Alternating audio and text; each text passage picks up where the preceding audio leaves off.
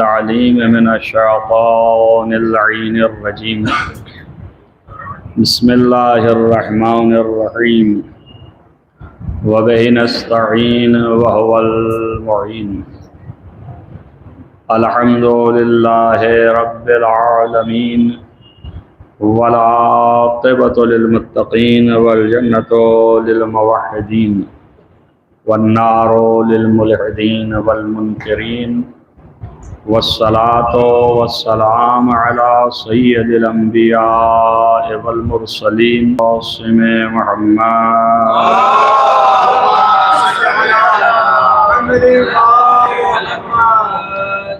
ولا سيما على ابن عمه ووزيره ووصيه وخليفته مطلوب كل غالب غالب كل غالب مولانا علي بن ابي طالب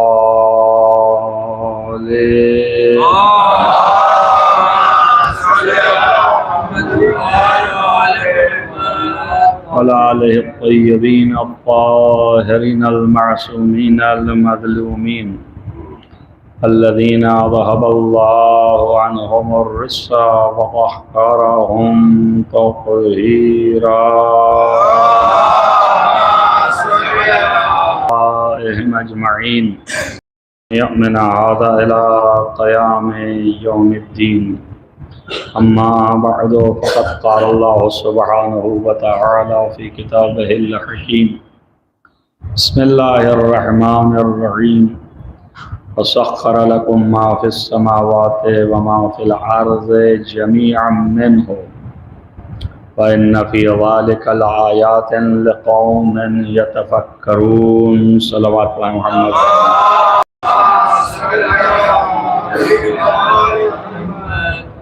عزیزان گرامی مرتبہ، جیسا کہ اول دن ذکر کیا کہ مجالس کے 5 دن کے عنوان جو ہیں وہ اقتدار حضرت زہرا ہے، اور یہ آیہ کریمہ اسی مناسبت سے میں نے تلاوت کی ہے کہ جو سر تاپا محمد و آل محمد کے اقتدار اور قدرت کی مدح اور دلیل ہے، جس میں اللہ تعالیٰ یہ فرما رہا ہے کہ ہم نے یعنی اللہ نے تمہارے لیے تمام چیزیں جو آسمانوں اور زمینوں پر ہیں ان سب کو مسخر کر دیا ہے، رام کر دیا ہے اور مطیع و فرما بردار بنا دیا ہے. اور یہ اللہ کا کرنا کہ تمام اشیاء کائنات آپ کی مطیع و فرما بردار رہیں، یہ کرنے میں اللہ کے اس فعل میں بہت سی نشانیاں ہیں جو صرف اس قوم کے لیے ہے، ان لوگوں کے لیے ہے جو صاحبان فکر اللہ کی نشانی ہے. ظاہر ہے کہ اللہ کی نشانیوں میں سے ایک نشانی اس کی حکمت ہے، رکھا ہے، اور ایک نشانی اس کی قدرت ہے کہ کن چیزوں کے اعتبار سے قدرت دیا ہے. اب اس کے اندر نشانی کیا ہے، آپ ہماری طرف متوجہ رہیے گا اور وہ بھی چلتا رہے گا، یہ بھی چلتا رہے گا، کوئی مسئلہ نہیں ہے. اصل عبادت وہی ہے کہ جو ایسے ہی بھیڑ میں ہو. ایک صلوات پڑھیے محمد وعلیہ.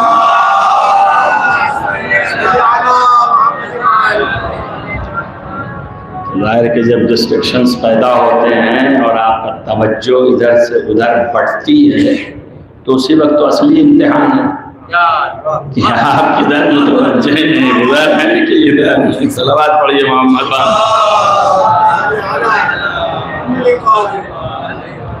تب ایک اس کے اندر جو ہے نشانی، مثلا میں نے کہا کہ اللہ کی حکمت. اب مثلا میں مثال دے رہا ہوں کہ میں نے بتایا کہ ہر شے مطیع و فرما بردار قرار دے دیا ہے، رام کر دیا ہے، مسخر کر دیا ہے. آپ کے بھی سب چیز مسخر ہے تو ان کے ہی گلے میں رسی کیسے پڑ گئی؟ تو مسخر ہے تو انسان بھی مسخر ہے، آدمی بھی مسخر ہے، وہ بھی مطیع و فرما بردار ہے. تو آخر یہ تو نہیں ہے، ظاہر میں نہیں دکھ رہا ہے. تو اسی لیے کہا کہ یہ ظاہر سے نہیں سمجھ میں آئے گا، اس میں غور و فکر کرنا پڑے گا، تب آپ کو یہ معلوم ہوگا کہ یہ انسان بھی مسخر ہے. آج نہیں کل یہ مجبوراً ماننے والا ہے. اور اس کی چونکہ جو مثال دیا وہی مثال ہے تاکہ آپ کا ذہن قریب تر ہو جائے. جنہوں نے گلے میں رسی باندھی تھی وہی موتی و فرما بردار ہوئے جب جب مشکل پڑی تب. تو اس کا مطلب کیا ہوگا کہ یہی حکمت اللہ کی. ایک صلوات پڑھیے محمد والے.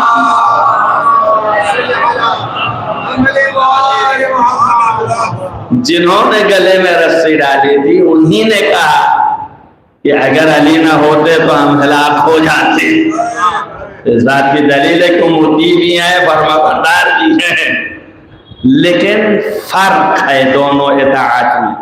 کوئی آپ یہ نہ سمجھ لیں کہ جو امام مانتا ہے علی کو اور موتی و فرما بردار ہے، اور جو مجبوراً موتی و فرما بردار دونوں برابر ہیں.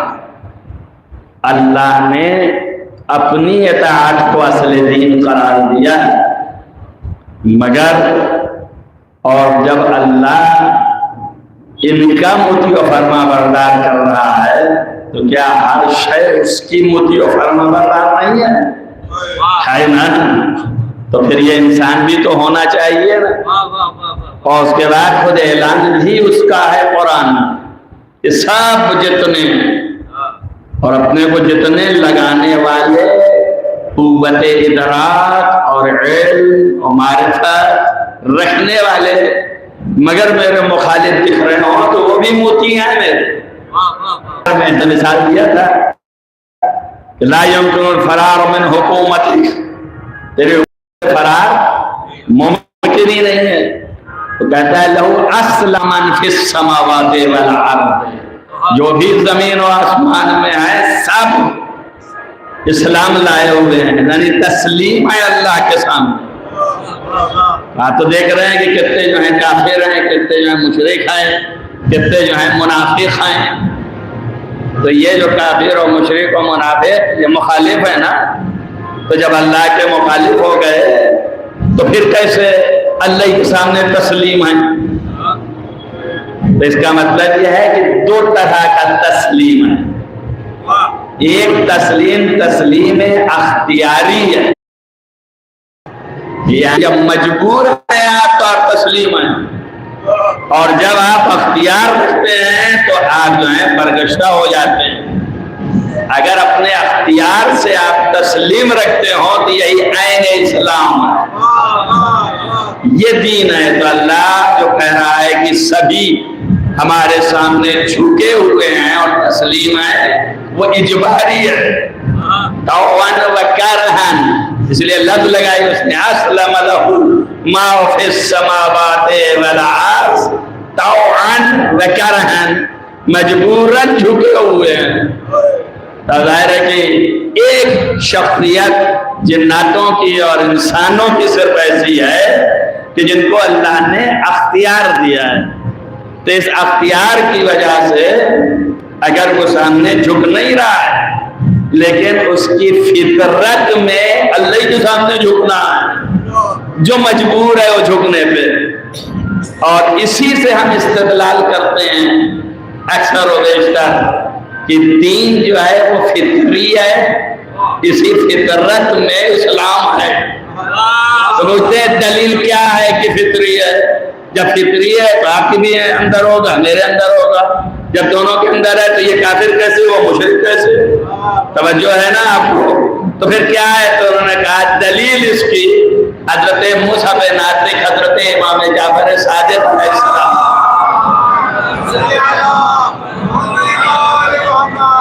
نے بیان فرمائی کہ دلیل یہ ہے کہ جو تو یہ کہتا ہے وہ آنے والا دہریہ تھا، نیچرسٹ تھا، تو اس نے کہا کہ کوئی خدا ودا نہیں، کچھ بھی نہیں، سب اپنے سے ہو جاتا ہے۔ اور آپ کہتے ہیں کہ فطرتی ہے، تو میری فطرت میں تو نہیں ہے، میں خدا نہیں مانتا ہوں، اور آپ کی فطرت میں ہے، کیسی فطرتی ہے؟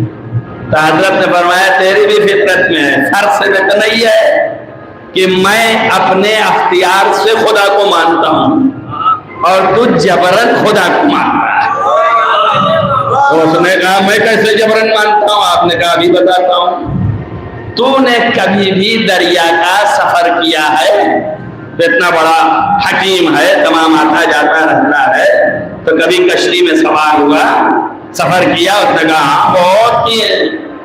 آپ نے فرمایا کبھی یہ کشتی جو ہے بھور میں پھنسی ہے، دریا کے مد و زجر میں آ کے بھور میں پھنسی، اور کبھی اوپر گئی اور کبھی نیچے آئی، اور پھر ایک منزل ہوئی گئی ڈوب گئی، پھر یہ کہ پھر ابھر آئی، تو کبھی ایسا ہوا کہ تجھے تو بالکل سے ڈوب گیا ہو؟ کہاں ہوا؟ پھر اس کے بعد دل میں کوئی تمنا پیدا ہوئی، اور ان کا دل میں یہ تھا کہ ابھی بھی کوئی ہے جو مجھے بچا لے جائے۔ تو کہا بھائی اسی فطرت کا نام اسلام ہے، ابھی بھی تم جھکے اسی کے سامنے ہو۔ ایک صلوات پڑھیے محمد والے محمد۔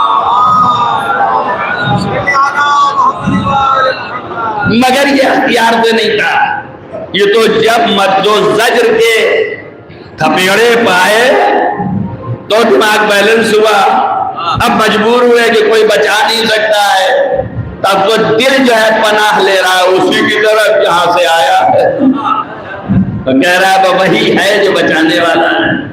تو یہ دین فطرت ہو گیا، تو انسان کی فطرت میں یہ دین محفوظ ہے۔ تو اب میں بتانا چاہ رہا تھا کہ یہ اختیار سے نہیں مان رہا ہے، لیکن جبرن مان رہا ہے۔ اختیار تو یہی کہہ رہا ہے کوئی خدا نہیں، لیکن فطرت اس کی کہہ رہی خدا ہے، تبھی تو بچانے والا ہے۔ ایسے ہی جو ہے وہ مولا علی کی امامت و ولایت ایک اختیاری ہے اور ایک جبری ہے۔ تو اختیار سے جو مانتے ہیں وہ شیعہ کہلاتے ہیں، اور جبرن تو ساری کائنات مانتی ہے۔ صلوات ہے محمد والے محمد۔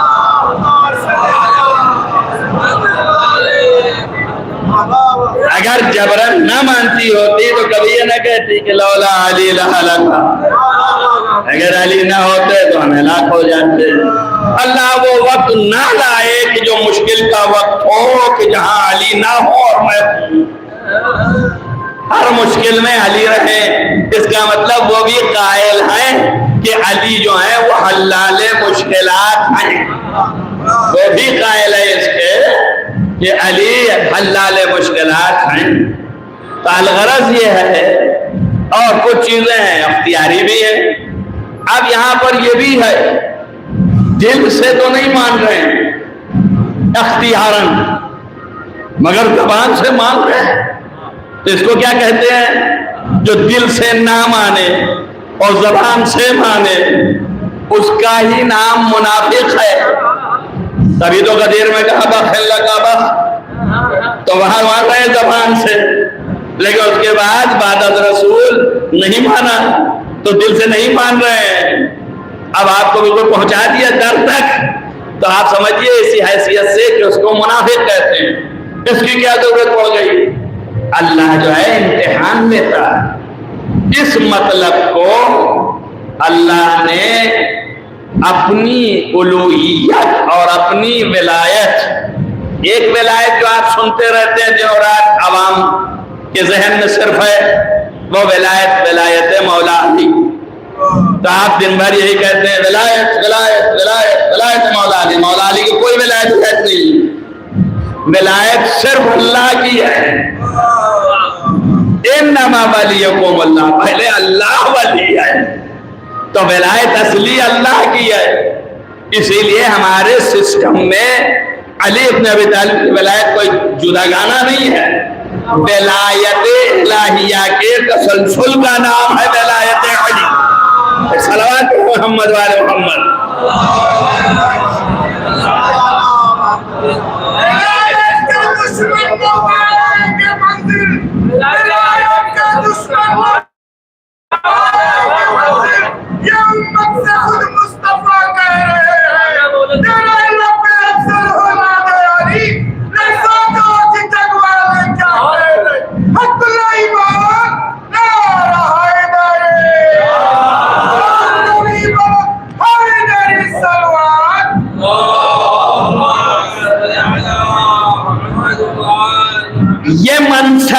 عنایت الہیہ جو ہے اللہ ہر جہت و عنوان سے اللہ کی ولایت، اس کو کوئی اٹھانے کے قابل نہیں تھا، دنیا میں کوئی نہیں اٹھا سکتا تھا۔ اس کے لیے اللہ نے امتحان لے لیا سب کا، امتحان لینے کے ساتھ اقرار بھی لے لیا۔ آپ کے سوال کو میں آپ پیش کر رہا ہوں، تب آپ سمجھیے کہ امتحان بھی لیا اللہ نے، مگر امتحان کہاں لیا؟ اللہ جو ہے امتحان لے کیسے؟ ایک امتحان ہے ظاہر اور ایک امتحان ہے باطن۔ ظاہری امتحان یہ ہے کہ جب آپ پیدا ہو گئے، موجود ہو گئے، تو آپ کے گام گام پہ امتحان ہے۔ آپ کی زندگی میں نہ معلوم کتنے اتار چڑھاؤ اللہ لاتا ہے، آزمائش کرتا ہے، امتحان کرتا ہے اور دیکھتا ہے۔ آپ کے زندگی میں ایک آزمائش ایمان اور عدم ایمان کی ہے، اور ایک آزمائش جو ہے وہ اخلاقیات کی ہے، ایک آزمائش جو ہے وہ مالیات کی ہے۔ تو یہ ساری آزمائشیں ہیں جو الگ الگ ہیں، ایک ہے آزمائش سے۔ اب آپ کی آزمائش اتنی ہی ہے جتنی طاقت ہے، اس سے زیادہ نہیں دے سکتا۔ اگر اللہ اس سے زیادہ دے تو یہ ظلم ہو جائے، اور لیس ظلام للعبید، بندوں کے ساتھ ظالم نہیں ہے اللہ، عادل محض ہے۔ اس لیے کہتا ہے کہ ما لا طاقت لہ، جس کی آپ کو پاس طاقت نہیں ہے، لا یکلف اللہ الا وسعہ، اللہ جو ہے اتنی تکلیف دیتا ہے جتنی وسعت ہے آپ کے پاس۔ تو آپ کے پاس جتنی وسعت ہے اتنی تکلیف دے رہا ہے، آپ تھوڑی سی تکلیف میں، ہم تھوڑی سی تکلیف میں چیخ اٹھتے ہیں اور چلانے لگتے ہیں، ذرا حال ہے کہ یہ سمجھتے ہیں شاید بہت بڑا ظلم ہو گیا ہمارے ساتھ، اور اللہ ہی کو بلیم دینے لگتے ہیں، فوراً کہنے لگتے ہیں ہم ہی ملے تھے، کوئی اور نہیں ملا تھا، اس نے آزمائش ہماری کرنی تھی۔ اگر آپ سمجھانے لگے دیکھیے جواب ملے گا آپ کو، لیکن انہیں یہ نہیں پتا ہے کہ یہ جو آزمائش دی ہے اس کے پیچھے کیا کیا ہے۔ اللہ یہ کہتا ہے اگر جان جائے تو شاید سجدے سے اٹھے ہی نہیں، کہ کیا کیا ہے اس کے پیچھے، اسے پتہ ہی نہیں ہے کہ اس کے بدلے میں کیا کیا ملنے والا ہے، اس آزمائش کے بدلے میں کیا کیا چیزیں اس کو حاصل ہونے والی ہیں، نہیں علم ہے۔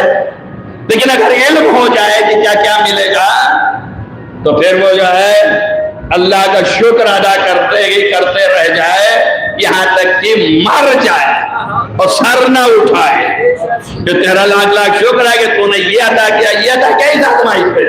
اب ایک منٹ کے لیے تصور کیجئے کہ اگر آپ کو یہ بات معلوم ہو جائے کہ اگر آپ ذبح کر دیے جائیں اور کوئی ذبح کر رہا ہو اور آپ ذبح ہو رہے ہوں، لیکن ذبح ہونے کے بعد آپ کو بہت بڑی قوت و قدرت حاصل ہونے والی ہے جو پوری کائنات پر آپ کو حاکم بنا دے گی، تو آپ تیار ہو جائیں گے نا اس لالچ میں کہ بھیا مر جائیں مگر حاکم تو بن جائیں گے؟ تیار ہوں گے کہ نہیں ہوں گے؟ اور آپ شجاعت کے ساتھ آگے بڑھ جائیں گے کہ اس لیے کہ آپ کو علم ہو گیا۔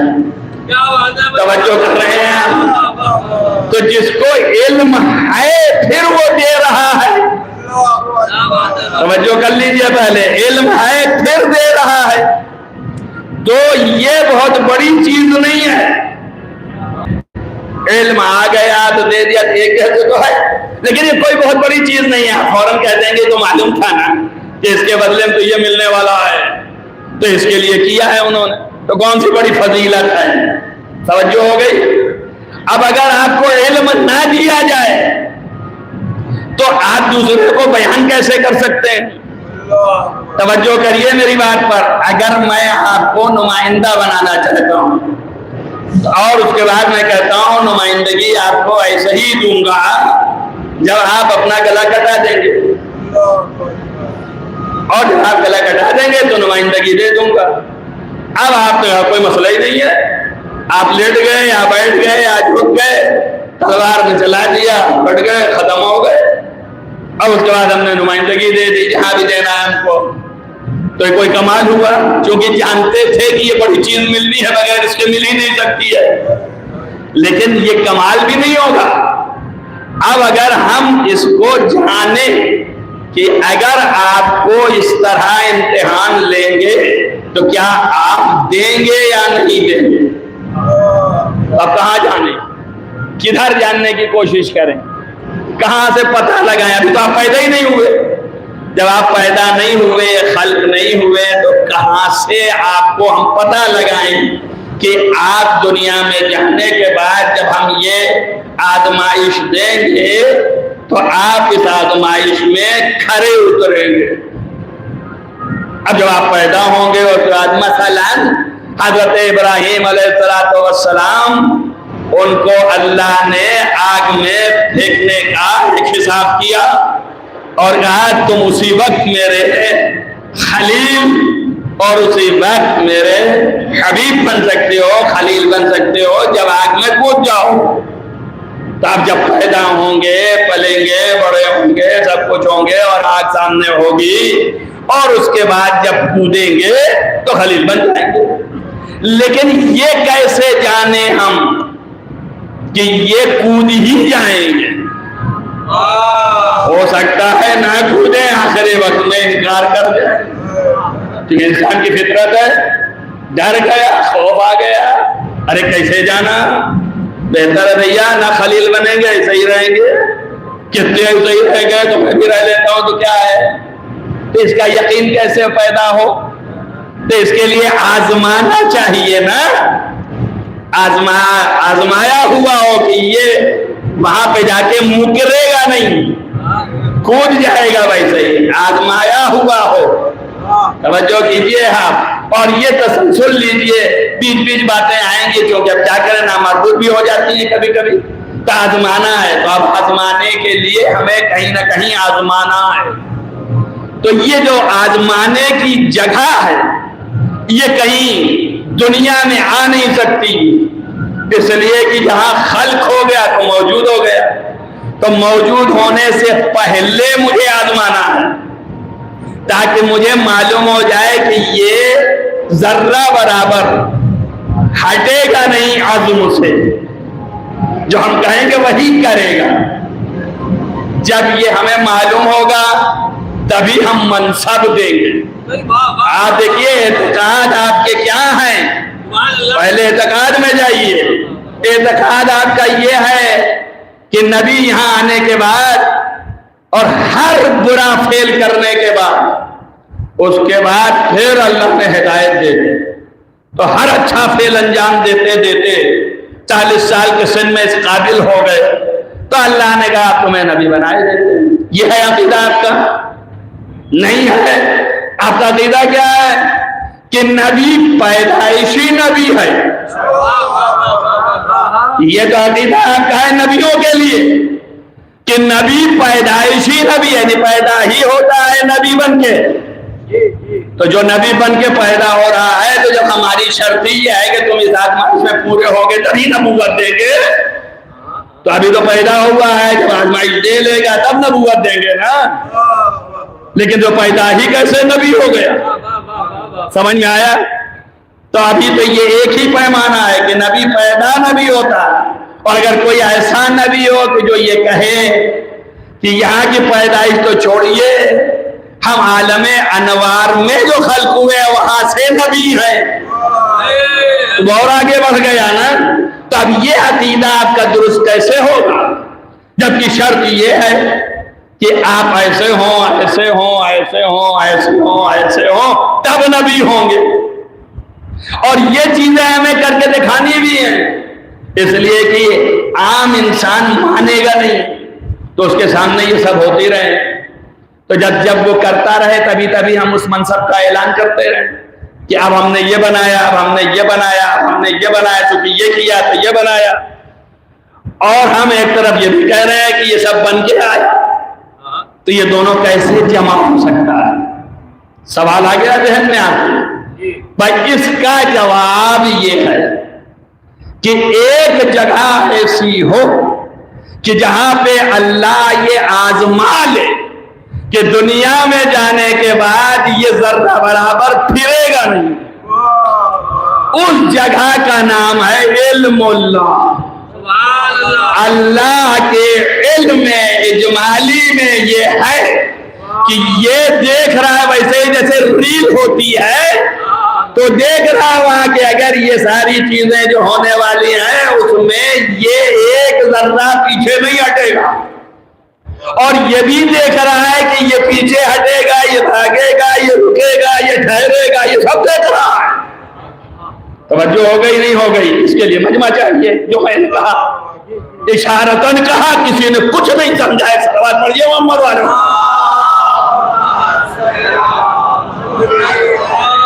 اگر اللہ نے اپنے علم جمالی میں یہ دیکھ لیا کہ یہ جو ہے وہ بستر پر رات بھر سوتا رہے گا، تو اللہ نے اپنے علم جمالی میں یہ بھی دیکھ لیا کہ یہ میدان سے بھاگ جائے گا۔ دونوں دیکھ لیا۔ صلوات پڑھیے محمد والے محمد۔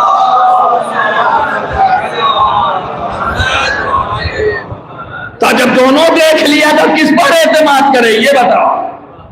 دنیا میں آنے کے بعد اللہ جو ہے وہ اپنی چیزوں کو اس کو دے جس کے لیے یہ شرط تھی اور شرط میں پورا اترے گا، یا اس کو دے جو شرط نہیں پورا کرے گا میدان سے بھاگ جائے گا؟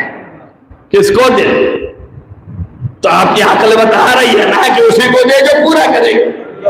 تو علم اللہ میں اللہ جو ہے آزمان کہ یہی جو ہیں وہ اس کام کے لائق ہیں اور اسے کوئی نہیں کر سکتا۔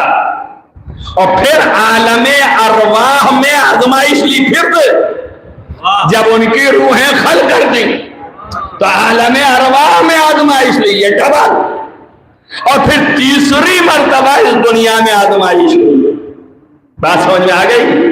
اگر یہ تسلسل آپ کے ذہن کیوں جو ہے گلے میں رسی بندھوا لیے اور یہ کیوں خرما کھا لیے اور یہ کیوں میدان میں آ گئے، توجہ ہوئی نا؟ پھر نہیں آئے گا، کہ اس لیے کہ یہ تین پروسیس آپ کے ذہن میں ہونے چاہیے۔ پہلا یہ کہ علم اللہ میں اللہ نے آزما لیا، پھر اس کے بعد عالم ارواح میں آ کر کے سب کو پیش کیا کہ بھائی میری اس ولایت کو تم اٹھا سکتے ہو کہ نہیں، ولایت الہیہ۔ اب اس میں اختلافات بہت کچھ ہیں، آیت کے نظام میں بھی بہت کچھ جامع سب اور یہ آسان نہیں ہے جو آپ کے سامنے پیش کر رہا ہوں، صرف اس کو سمجھنے کی کوشش کیجئے گا۔ پیش اس لیے کر رہا ہوں کہ غلط بیانی کرنے والے جو کر چکے ہیں گزشتہ انہی کو پڑھ کے دوسرے بھی کرتے رہتے ہیں، تو اس کی اصلاح بھی آپ سمجھیے کہ ہو رہی ہے یا نہیں، لہذا توجہ میں رہیے۔ اللہ نے عالم علم میں تو سب کو جانچ لیا اور اسے یقین ہو گیا کہ اب یہی اصلاح ہے، اس کے علاوہ کوئی نہیں ہے۔ اب اس دن میں نے جو زیارت کے فقرے پڑھے تھے اور آپ نے سوال کیا کہ حضرت زہرا کی زیارت میں ہے کہ سلام ہو اے وہ ممتحنہ کہ جس کا امتحان لیا جا چکا ہے، قبل ان یخلق کے قبل اس کے کہ آپ کو خلق کیا جاتا۔ تو خلق کی دو قسمیں ہیں، ایک خلق نورانی ہے، روحانی ہے، اور ایک خلق مادی ہے۔ تو اب کون سا خلق مراد ہے؟ تو اللہ کے لفظ میں جو امام نے فرمایا قبل اس کے کہ آپ کو خلق کیا جائے، یہ عام ہے، یہ مطلق ہے، یہ آپ کے لیے نہیں ہے، سمجھنے کے لیے سمجھ لیجیے، یہ ان کے لیے ہے جو عام و مطلق جانتے ہیں۔ تو یہ عام ہے، مطلق ہے، یعنی دونوں کو شامل ہے، عالم ارواح و انوار کی بھی خلقت کو اور عالم اجسام کی بھی خلقت کو، مادی خلقت کو بھی۔ تو اللہ نے آپ کو عالم ارواح اور عالم جسم کی خلقت سے پہلے ہی جو ہے وہ امتحان لے لیا، اور جب امتحان میں آدمی کامیاب ہو جاتا ہے تبھی کہتے ہیں کہ یہ ممتحن ہو گیا۔ ارے بھائی میری بات پتہ نہیں اتنی محنت کے بعد کہاں پہنچے؟ صلوات پڑھیں محمد والے۔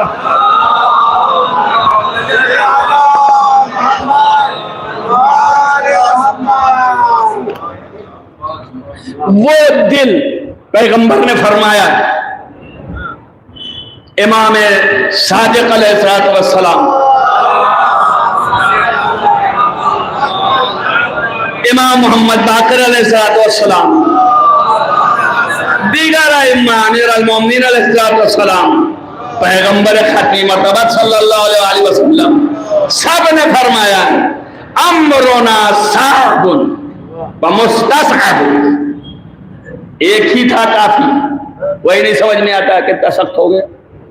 صعب کے معنی سختی کے ہیں، تو میں نے کہا زندگی حیات معاملات ہماری زندگی کا لا یتحملہ نبی مرسل، توجہ کریں، ہر نبی اور نہ ہی نبی اٹھا سکتا ہے، نہ ملک اٹھا سکتا ہے، ہر ملک بھی نہیں اٹھا سکتا، سارے سوالات خارج ہو گئے۔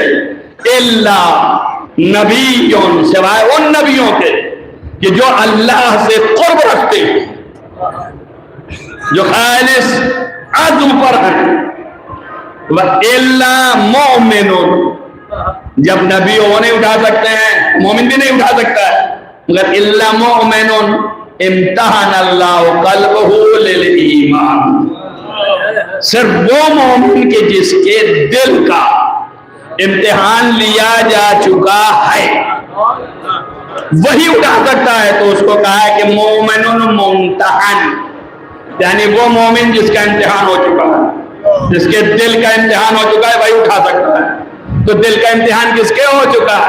تو ابھی تک تو آج کا مسئلہ تھا نبی اور امام کے لیے، اب یہ مسئلہ ہو گیا مومن کے لیے تھی۔ توجہ کر رہے ہیں آپ؟ نہیں سمجھ آئے آپ ابھی ٹول میں ہیں، یہاں رہیے تو آپ سمجھیے کہ کیا معاملہ ہو گیا۔ امتحان کہاں لیا اللہ نے؟ اگر یہاں امتحان لے رہا ہو اور ہم پورے ہو گئے تبھی ہم ولایت کو اٹھائیں گے، تب تک میں تو امتحان دیتے دیتے مر گئے۔ توجہ کیجیے، تب تبھی مومن ہوں گے، اب سارے امتحان کے بعد تو ختم ہو گئے۔ اس کا مطلب عالم ارواح اور عالم علم الہی میں اس مومن کا بھی امتحان ہو چکا ہے۔ الگ الگ کیٹیگریز کے ممکن ہے ظاہر میں کہتا ہو کہ علی ولی اللہ، لیکن دل اگر امتحان شدہ ہے تبھی اسے یقین ہوگا کہ علی مردوں کو زندہ کرتا ہے،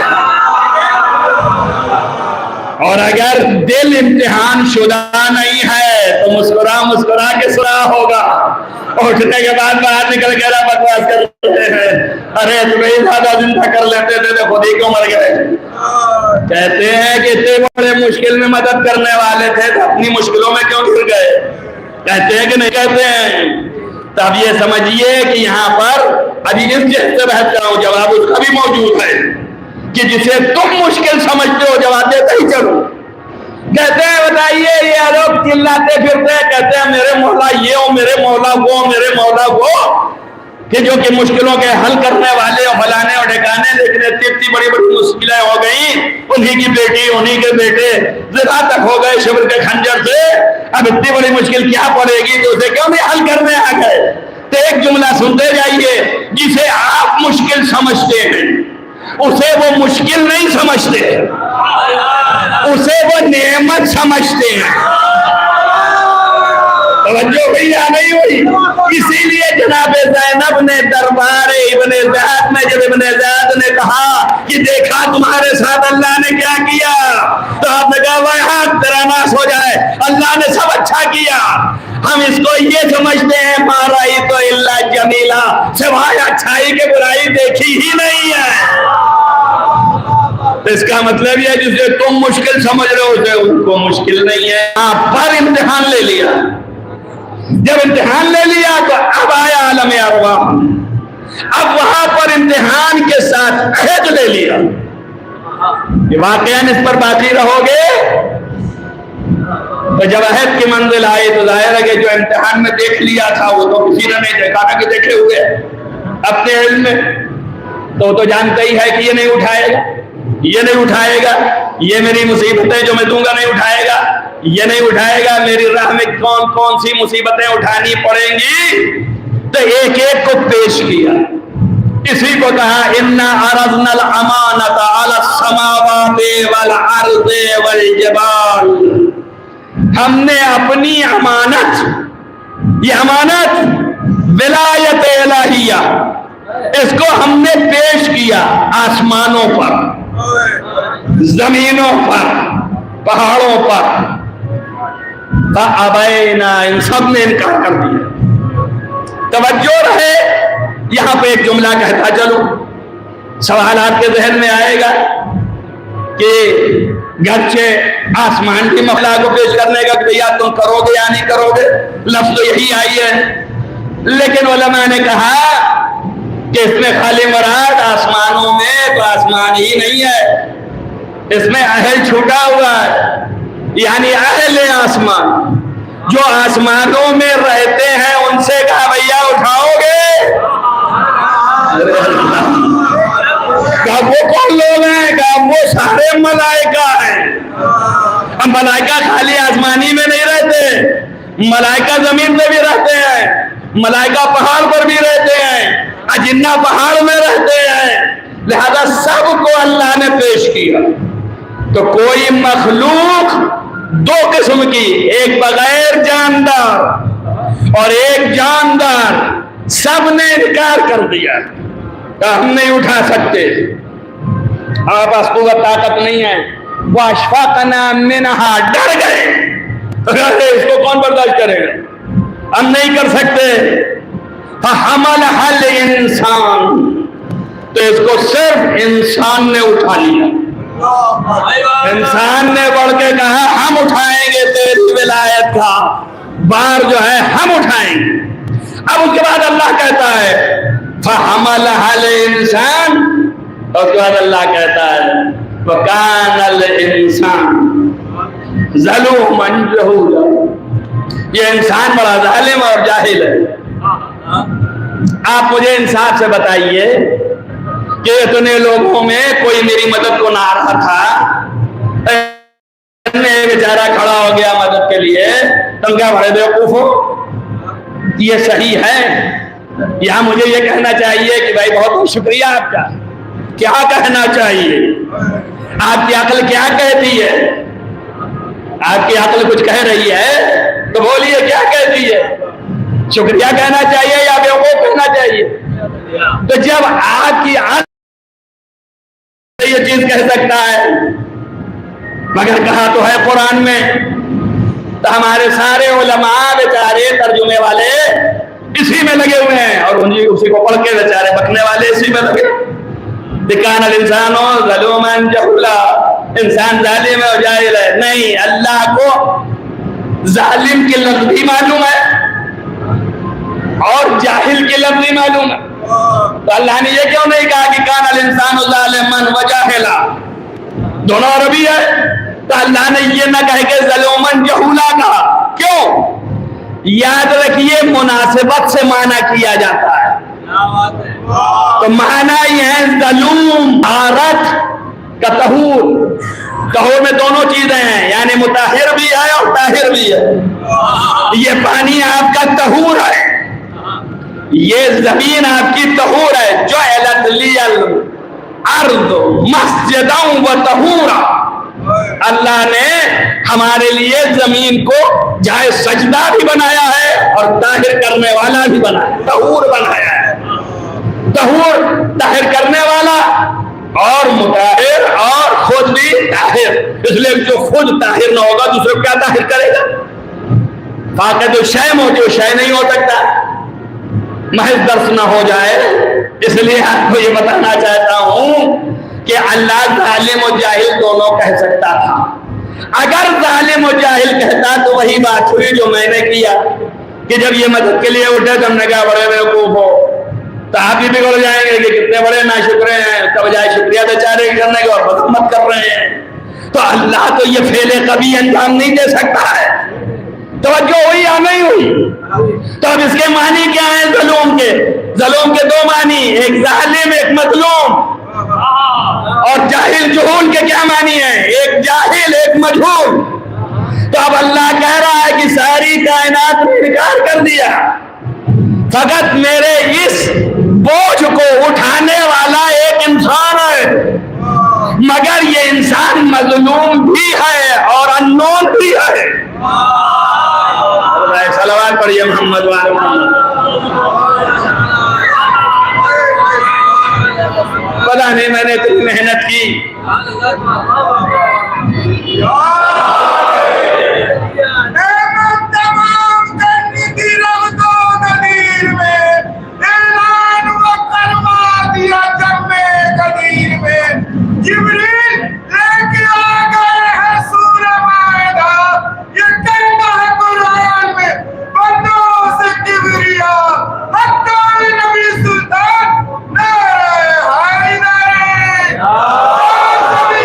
ताबीर हो रही है ना, ताबीर हो रही है ना जी, ये ताबीरें हैं, देखते रहिए कितनी होती। एक सलवात और पढ़िए मोहम्मद।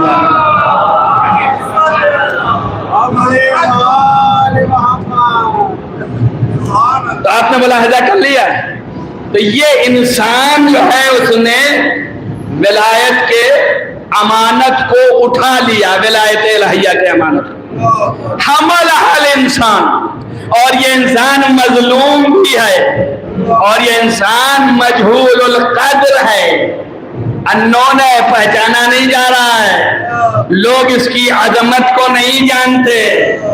तो इससे मतलब ये हुआ कि आपकी अजमत तो हम जानते हैं, मेरी अजमत आप जानते हैं, तो कौन सा इंसान है ये? इसका मतलब ये हुआ कि सारे इंसान मुराद नहीं है, ये कोई खास इंसान है। पूरी कायनात मखलूक में अल्लाह की अमानत विलायत इलाहिया को उठाने वाला कोई न था, ये कोई खास इंसान था जिसने उठा लिया।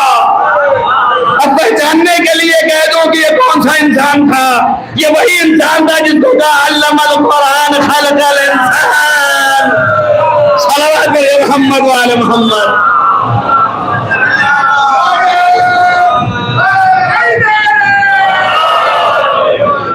ये वही इंसान था कि अल्लमा मा लम तकुन तअलम, ये वही इंसान था कि अल इंसान जो है नहीं जानता उसको मैंने पढ़ा दिया। तो सारे इंसान तो नहीं पढ़ के पैदा होते, तो ये जो पढ़ाया पैदा होता है ये वही इंसान है, ये वही इंसान है जिसे अल्लाह ने पहले पढ़ाया फिर उसको पैदा किया। ये और अल्लाह ने इल्म इजमाली में आजमाया है कि ये करेगा भागेगा नहीं, तब एतमाद पैदा हो गया ना, तब अल्लाह ने उसे दे दिया। अब याद रखिए आजमाइश अपनी जगह पे है, लेकिन देना जो था उसी के लिए तो आजमाइश करना है ना, तो वो चीज भी तो देना है। और इससे भी ये साबित होता है कि आजमाइश से पहले दे नहीं सकते। तब ये मुश्किल थी, अगर इक़्तिदार ना देता तो आजमाइश से पहले इक़्तिदार भी साबित है और फिर आजमाइश भी कर रहा है। तवज्जो रखिए मेरी बात पर, तो अब मुश्किल हो जाती, इसलिए इल्म इजमाली में आजमाइश किया, आलम अरवाह में आजमाइश करके अहद ले लिया। अब दुनिया में वाकई आजमाइश होगी। अब जिसको इल्म है उसको कि मुझे तो ये मिल रहा है, तो अब कहा ठीक, फिर इधर से उधर नहीं होंगे, क्या कभी नहीं होंगे, क्या जब नहीं होंगे तो लो ये तुम्हारे हाथ में चाबी है। चाबी क्या है? क्या पूरी कायनात को तुम्हारे लिए मुसख्खर कर दिया। अब पूरी कायनात इनके लिए मुसख्खर हो गई। तब ये इंसान से बताइए जिसके हाथ में पूरी कायनात मुसख्खर हो और जिसकी वजह से ये मिला है, तो उसमें वो फिरे क्यों? इसलिए वो गले में रस्सी भी बंधवा ले रहा है, तहे तेग भी चला जा रहा है, उसके लिए कोई मुश्किल नहीं है। क्यों? इसलिए कि आजमाइश हो गई वहां पे, अल्लाह ने देख लिया, ये मनाक़िब व फ़ज़ाइल कर दी। अब कायनात की कुव्वत इक़्तिदार इसके हाथ में। क्यों? इसलिए कि भेजा इसलिए, और आजमाइश भी साथ रहेगी। अब आपके एक सवाल का जवाब और कि आप कभी कह रहे थे वहां आजमाइश ले लिया, वहां ले लिया, तब यहाँ करवाने की क्या जरूरत है? भाई यहाँ यही के लिए तो आजमाइश ली थी, वहां यहाँ पूरा उतरेगा कि नहीं? تو یہ تو پہلے ہی صاف کر دیا آپ کو. لیکن ایک اور تھوڑی سی بات، وہ یہ کہ سب کچھ مل جانے کے بعد بھی اختیار دیا ہے اللہ نے، تو انسان اپنے اختیار سے پھر سکتا ہے. تو اللہ نے کہا یہ سب دینے کے بعد کہیں دماغ نہ یہ ہو جائے کہ اب تو سب مل گیا ہے، تو اب دیکھ لیا جائے کہ یہ اپنے اختیار کے بعد بھی آزمائش میں پورا اترتا ہے کہ نہیں اترتا. توجہ ہو گئی آپ کی؟ تو اب اس کی تصدیق کیسے ہو؟ اگر انہوں نے بستر پر لیٹ کے اپنے جان کو جوخم میں ڈال کر کے نبی کی جان بچائی، اگر انہوں نے جنگ خندق میں مقابلے میں گئے، اور اگر انہوں نے تلواروں کے درمیان نمازیں قائم کی، یہ سارے کام انجام دیے، تو یہ سارے ان کے کام جو ہیں کس لیے، کس وجہ سے؟ جو اقتدار پائے تھے اس اقتدار کی وجہ سے، اس کو ثابت کرنے کے لیے کہ جو عہد کیا ہم پورا کر رہے ہیں، ہم عہد سے پھر نہیں رہے ہیں. تو ہمارا پورا عہد جو ہے وہ یہاں پر تسلیم ہے. لہذا ہر ایک موقع پہ جو کہا اس میں صادق اور سچے نکلے. اب اس کی تصدیق کہ جو انہوں نے کیا تھا وہ واقعی وہی آزمائش تھی کہ نہیں تھی. توجہ کر رہے ہو میری بات کو؟ یہ آخری بات ہے، سمجھ لو. خالی میں نہیں کہتا کہ تعریف فریف کرنا، صرف سمجھ لو کہ پھر آخر اس کی تصدیق اور اس کے مطابق ہے کہ نہیں، اس کا سرٹیفیکیشن کہاں سے ملے گا؟ ہے نہیں سوال؟ تو اسی کے جواب میں یہ پورا قرآن ہے.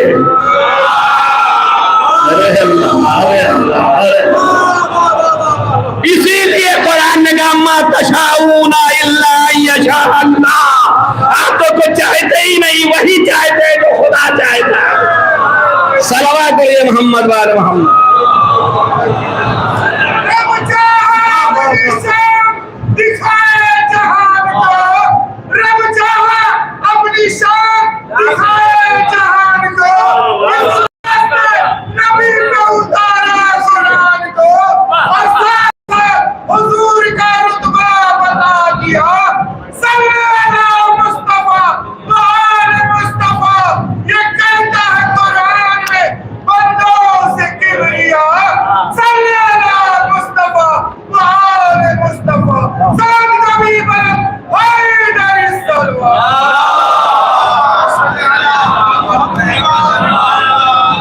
تو یہ قرآن اور زبان پیغمبر، یہ دونوں تصدیق،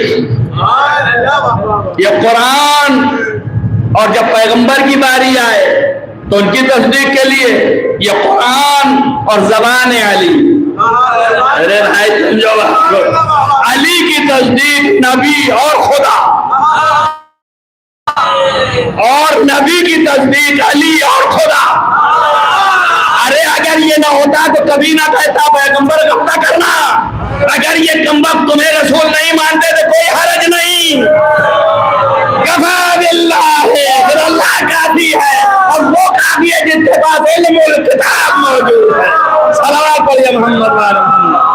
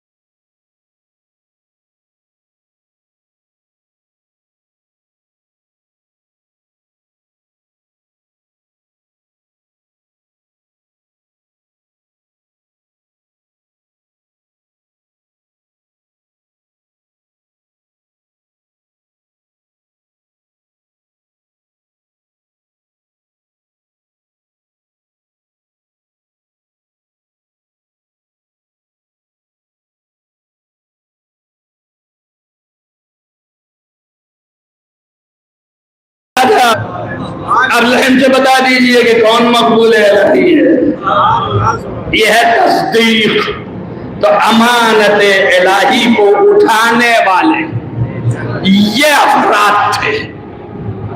لہذا ولایت الہیہ جو ہے یہ عظیم ہے اور اس کی پاسبانی ہے.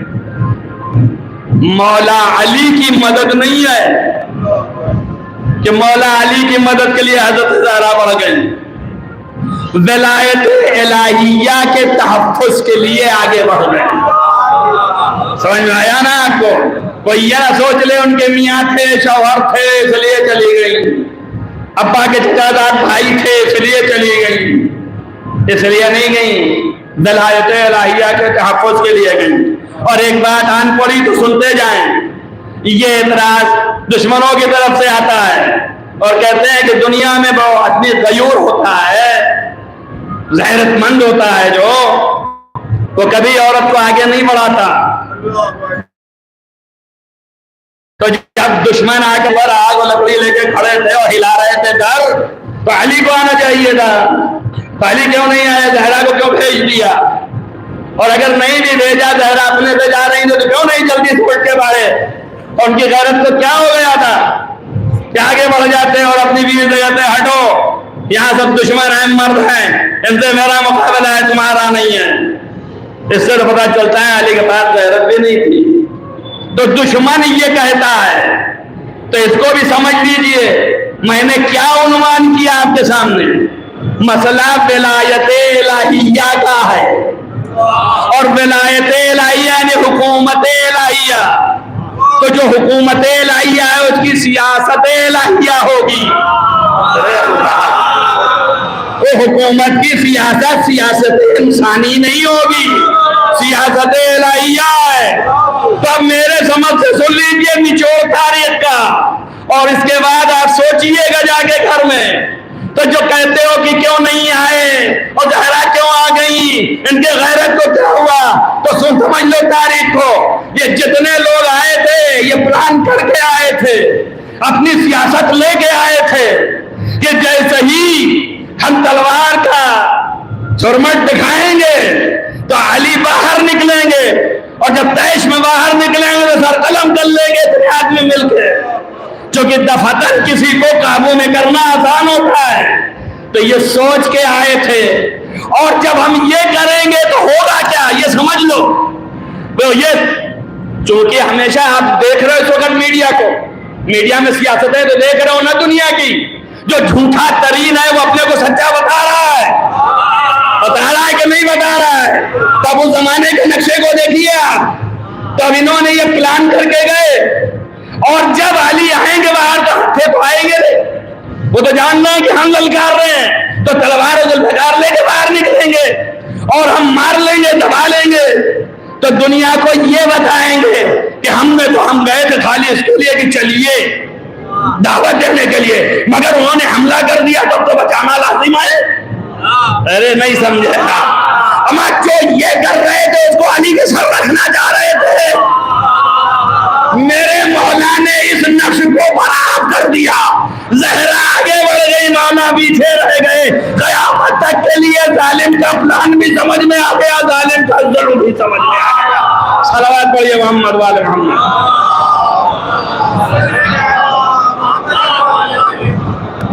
یہ آپ کے سمجھ میں نہ آئے، میرے سمجھ میں نہ آئے، مگر یہ ہے سیاست الہیہ. اور آپ سوچیں یہ کیسا ہے، میرے سمجھ میں نہیں آئے کہ میں مہیا کر لینا چاہیے. اگر میں مشکل میں ہو جاؤں، میرے سارے لوگ دشمن ہو جائیں، اور اس کے بعد ایک آدمی نکل کر کے آ جائے اور کہے چلیے لڑیے، میں پورے یہاں جتنے لوگ ہیں 10 برابر بھر دوں گا، تو مجھے طاقت آ جائے گی نا. تو میں تو جلدی ساتھ ہو جاؤں گا، اس لیے کہ چلو ایک نکلا تو کہ جو اتنے لا رہا ہے. لیکن مولا علی نے کیا کہا کہ یہاں سے فوراً چلے جانا، اب ادھر پلٹ کے دیکھنا بھی نہیں. یہ ہے سیاست الہیہ. آپ یہی کہتے لے لینا چاہیے تھا، آپ یہی کہتے کہ سلجھا لینا مسئلہ، دے دیتے ہوتے کہ گورنری بھی دینے کی ضرورت نہیں تھی، گورنر تو بنا ہی تھا. کہہ دیتے ہوتے میں تو حکومت کر، ادھر میں کرتا ہوں، لڑائی کا مسئلہ ہی نہیں کوئی ہے نا. لیکن نہیں کیا. کیوں؟ یہ ہے سیاست الہیہ. حق و باطل بتانا، یہ نہیں ہے کہ یہاں حکومت کرنے آئے، یہی تو کرنے آئے کہ حق کو قائم، اگر باطل کے ذریعے سے حق کو قائم کیا تو معنی کیا رہ گیا؟ اس لیے مولانا نے نہج البلاغہ میں فرمایا ہے کہ میں اس وقت تک جنگ کرتا رہوں گا جب تک کہ باطل کو چیر کے حق نہ نکال دوں۔ توجہ ہو گئی یا نہیں ہوئی ہے؟ یعنی باطل اتنا زیادہ حق پر چھا گیا کہ حق پردے میں آ گیا ہے۔ اب علی کو ضرورت ہے کہ جنگ صفین میں آ کر کے اس کا پوسٹ مارٹم کریں اور حق کو نکال کے باہر لائیں اور باطل کو عیاں کریں، روشن کریں۔ دادا سیاست الہیہ ہے تو اب آپ کے سامنے آ جائے گا۔ اس لیے یہ ساری آزمائشیں بھی ظالم بھی پہچانا جائے، مظلوم بھی پہچانا جائے اور کائنات میں ظالم و مظلوم کی سیرت آ جائے۔ تو اگر دنیا میں جب کسی عام انسان کے اوپر ظلم ہو رہا ہو تو وہ ظالم و مظلوم کو آئینہ جیسے رکھے اور مظلوم کی سیرت سے متاثر ہو کے اپنا دفاع کرے اور ظالم سے پرہیز کرے اور اس سے بچے۔ آج کے مجلس میں بس اتنا ہی باتیں جو ہیں فضائل کی عام کی بنیاد ہے، یہ ہمارے اور آپ کے اعتقاد کی تصحیح ہے کہ اگر ہمارا اعتقاد محکم ہو جائے اور اس طرح سے محکم ہو جائے تو پھر ہمیں سمجھنے میں آسانی ہے۔ لہذا ہر مصیبت کو برداشت کرنا ان کے لیے کوئی مشکل نہیں، یہ نعمت عظما ہے ان کی نگاہ، اسی لیے وہ شکر کرتے ہوئے نظر آتے ہیں۔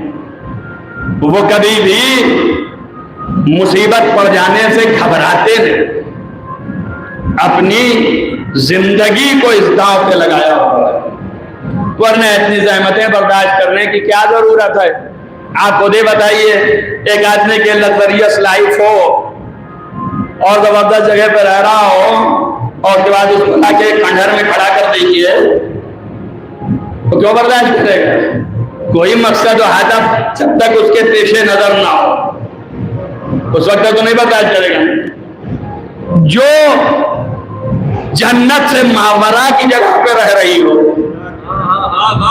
جس کا مقام بلند اتنا ہو کہ جس کے طفیل میں جنت و جہنم خلق ہو، جس کا مقام عالم ارواح میں اعلیٰ ترین ہو، قرب الہی ہو، اسے اس جگہ پہ لا کے پھینکنے کا مطلب کیا ہے؟ یا اس کو رضایت دینا یہاں آنے کا مطلب کیا ہے؟ جب تک کہ اس کی نگاہ میں کوئی بہت بڑی چیز نہ ہو۔ تو بڑی چیز کیا تھی؟ بڑی چیز ایک ہی تھی، ولایت الہی۔ اس کو اور اگر آپ کو شانٹر کر دوں تو معرفت خدا بندی، اللہ کو پہچانوانا۔ آل محمد کا کارنامہ خالی اتنا ہی نہیں ہے کہ انہوں نے اللہ کو پہچان لیا، ان سے بہتر تو کوئی نہیں پہچانتا۔ کمال یہ تھا کہ اللہ نے کہا جیسے تم نے پہچان لیا تو اب جا کے ان کو بھی پہچانواؤ۔ تو آل محمد صرف اس لیے آئے کہ اللہ پہچانا چاہے، اس لیے فرمایا لولا لما عرف اللہ، اگر ہم نہ آتے تو اللہ پہچانا نہ جاتا۔ ایک صلوات پڑھیے محمد والے محمد۔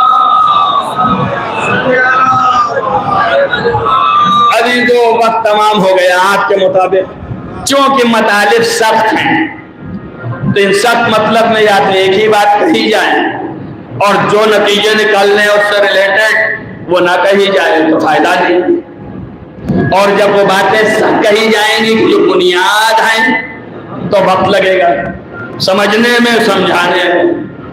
تو اس لیے آپ کو یہاں تک پہنچنے کے لیے اس کے لیے محمد و آل محمد نے زحمت برداشت کی۔ اگر آپ دقت سے توجہ کریں گے تو ان کا قرب خدا بندی اتنا زیادہ وہ ہے، اللہ سے قریب ہونا اتنا زیادہ اللہ کو محبوب کو پسند ہے کہ اپنے اسی حال میں رکھنا چاہتا ہے۔ اسی وجہ سے جس کو بہت زیادہ آپ سمجھ لیجئے، میں آگے الفاظ نہیں میرے پاس، نوح کو 950 سال اور 1000 سال اور 2000 سال اور ان کو 62 سال. کاہے کے لیے 62 سال؟ کیا اس لیے کہ محبوب بغیر تیرے میرا دل نہیں لگنے والا. اب میرے پاس الفاظ نہیں ہے بیان کرنے کے لیے. تو قرب خدا بندی کی وجہ سے اللہ نے انہیں اٹھا لیا، مختصر وقت میں اٹھا لیا، آخر میں سب کو بھیجا، اتنے دن تک ساتھ رکھا. اسی لیے میں اپنے لفظوں میں نہیں کہہ رہا ہوں، ایمان کے لفظوں میں کہہ رہا ہوں. ہاں ایسا قرب ہے خدا سے، اتنا محبوب ہے کہ جلدی اٹھا لیا. تو عزیزو ہر ایک کی محبوبیت ہے.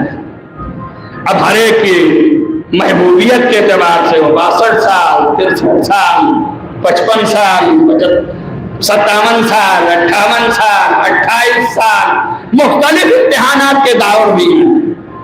اور ایک کی عمر کل 18 سال، یہ بھی محبوبیت ہے. اللہ کے نزدیک اتنی قربت ہے کہ اللہ نے کہا کہ اب ادھر آ جاؤ. مگر عزیزو تمام مصیبتوں کے بعد نبی نے، ظاہر ہے کہ ساری مصیبتیں اولاد نبی پر، نبی کے اوپر ہے، اور نبی نے جتنی خود مصیبت ذاتی اٹھائی ہے وہ نبی کی ہے. تبھی نبی نے کہا ما اوذیتم، تم لوگ اور ما اوذیتم، کوئی نبی بھی ایسا اذیت نہیں دیا گیا جس طرح مجھے اذیت دی گئی ہے. تو پیغمبر کو اذیت دی گئی اور پیغمبر کے آل کو اذیت دی گئی. وہ وقت نہ رہا کہ جس میں یہ بتایا جاتا کہ مصیبتوں کی انتہا ہو گئی. انسان ایمان اور عمل یہ دو چیز ایسی ہیں جو بنیاد ہے، اسی کے ذریعے سے انسان صاحب ایمان اور صاحب عمل نکھرتا ہے. وہ سارے مصائب آل محمد نے برداشت کیے اور انہی کی شان میں آئی. مگر ایک لمحے کے لیے ایک تھوڑی مصیبت ہم پہ آ جاتی ہے تو ہماری ہر عبادت چھوٹ جاتی ہے.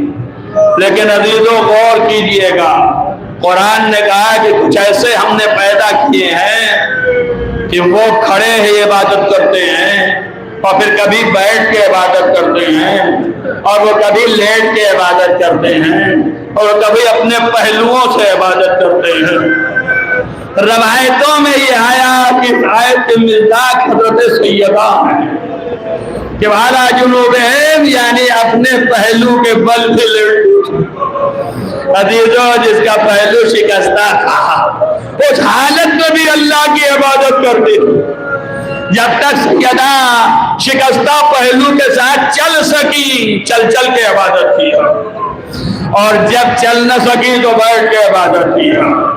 عزیزو جب بیٹھ نہ سکی تو بستر پہ آ گئی، پہلو بدلنے لگی، پہلو اس پہلو اور اس پہلو، کیوں؟ اس لیے کہ یہ شکستہ ہو چکا. عزیزو یہ جملے ہیں کہ امام صادق علیہ السلام نے فرمایا کہ بی بی سیدہ 18 برس کے آقا قد و قامت لحیم و شہید تھا، لیکن جب دنیا سے اٹھی تھی تو سارت کل خیال، تو آپ ایسے ہو گئی کہ ایک تصور خالی رہ گا. اللہ اکبر. دیکھیے کرنا، فکر کرنا تو 4 جملے صرف مصائب کے ہو جائے تاکہ ہم مصاب ہو جائیں. یہ عظمتیں حضرت زہرا اللہ السلام کہ جن کی یہ عظمتیں ہوں، جن کی یہ بلندی ہو، کہ جس کے لیے خدا نے یہ اہتمام کیا ہو، وہ بیوی پہ ظالمین ایسے برس پڑے. آپ اور ہم آج سنتے ہیں تو آنسو آ جاتا ہے. تو آپ انصاف سے بتائیے جن بچوں نے آنکھوں سے دیکھا ہے کہ ان کی ماں کے اوپر کوڑے پڑ رہے ہیں تو ان کا کیا عالم ہوگا. عزیزوں روایتوں میں ملتا ہے کہ جب مغیرہ کو دیکھتے تھے امام حسن علیہ السلام تو رونے لگتے تھے اور کہتے تھے خدا کی قسم تو ہی نے میری ماں کے پہلو پہ تازیانے لگائے تھے. جزاکم ربکم خیر الجزا. آپ سوچیے اور غور کیجیے دینے جائیں سوائے اس کے اور کچھ نہیں ہو سکتا کہ تصور کیا جائے۔ عزیزو غور کرو، بی بی کے لیے اتنا شوق تھا، اتنا شوق تھا، رسول کا اٹھنا اتنا بڑا غم تھا کہ ہر دن اور رات روتی تھی۔ اہل مدینہ نے کہا کہ آپ کے رونے کی وجہ سے ہمیں تکلیف ہوتی ہے، لہذا آپ ایک وقت روئیے، تو آپ نے 2 وقت میں سے ایک وقت معین گھر میں کر لیا اور ایک باہر کر لیا۔ روایتوں میں یہ جملے ہیں کہ بی بی جب بہت زیادہ گریا کرتی تھی تو اللہ تعالیٰ تسلیت دینے کے لیے جبریل کو بھیجتا تھا۔ ہمیں صادق فرماتے تھے کہ جبریل آ کے تسلیت عرض کرتے تھے، وَيُحَدِّثُ اور آپ سے گفتگو کرتے تھے اور کہتے تھے ذرا اپنے آپ کو سنبھالو، تمہارا بابا بڑی اچھی کہتے ہیں، تسلی دیتے تھے، تسلی دیتے تھے۔ عزیزو تسلی دینے کی ایک بات یاد آئی تو آپ یاد رکھیے، تسلی دینے میں کیا ہوتا ہے؟ دلاسا دینا کہ آپ کا رونا رک جائے، آپ کا غم چھٹ جائے۔ امیر المومنین علی علیہ السلام کے سر پہ جب ضربت لگی تھی تو سارے لوگ جب آتے تھے تو آپ دلاسا دیتے تھے، لوگ روتے تھے دیکھ کے چاہنے والے کہ مولا آپ ہم چھوٹ جائیں گے، تو دلاسا دیتے تھے۔ روایت میں ہے کہ جب امام حسن امام حسین آئے اور پیر پکڑا تو آپ نے دلاسا دینا شروع کیا، تسلا، اور آپ نے تسلیت دیا کہ آگے ڈرو نہیں، یہ دنیا ہے، یہاں تو سب کو یہ مزہ چکھنا ہے، اور بچوں کو دلاسا دے دیا۔ مگر امیر المومنین کی ایک کیفیت ملتی ہے عزیزو، صرف ایک جگہ پہ ہے کہ جب زینب علیہ آ گئی تو علی نے دلاسا نہیں دیا، جیسے ہی دیکھا کہ زینب رو رہی ہے تو علی بھی رونے لگے، یعنی علی بھی ضبط نہ کر سکے۔ عزیزو روایتوں میں ہے کہ حضرت سیدہ کی شہادت پر علی ابن ابی طالب ایسے روئے کہ منہ کے بل زمین پہ گر پڑے، جزاکم ربکم خیر جزا۔ عزیزو لکھا ہے کہ علی کہتے ہیں میں صبر نہیں کر سکتا،